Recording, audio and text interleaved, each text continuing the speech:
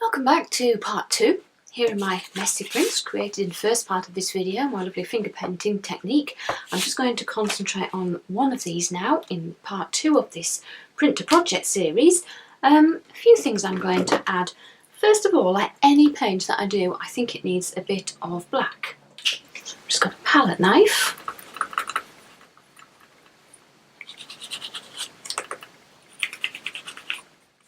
So you can see I've got my scraped black patches on there. I'm also going to add some white now. So it's adding the black at one end and the white at the other end that really helps all the other colours to pop.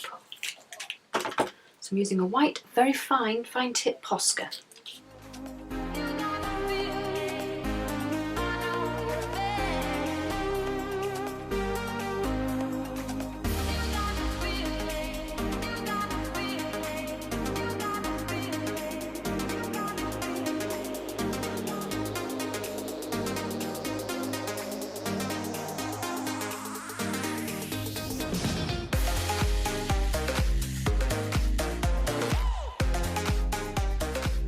Bit of stamping now to the background. I'm using this texture cube I designed for Stampatique, and I've just picked out some matching colours of ink pads, and I'm just going to fill in some of these little gaps.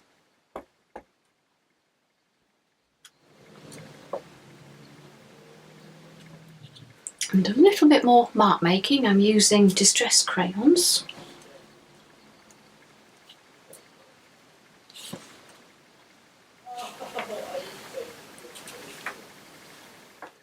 Page is getting really nice and full and patterned now. I'm just going to add a couple of more finishing touches and then I'm actually going to chop it up. So I'm just going on with some metallic gold.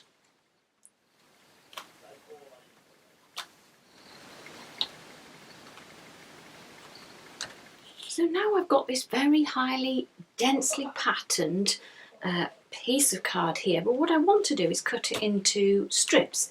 I've been working recently in the Dina Wakley journal, which has a lot of pages from Hessian, burlap, and also craft. Now, once this is cut down into strips and added, it breaks up that dense pattern and it works really well against that neutral background.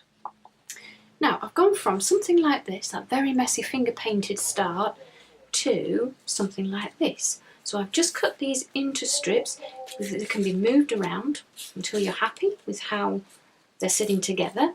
Now what I've done as well is the leftover piece I've cut down into strips, and it doesn't matter, I don't think, if they're not all the same length, and I've just cut those to fit a craft bag because again it works really nice against that background.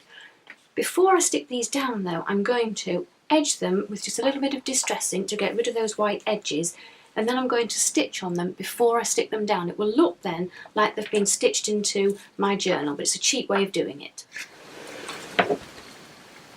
So you can see now I've added some stitching to each piece.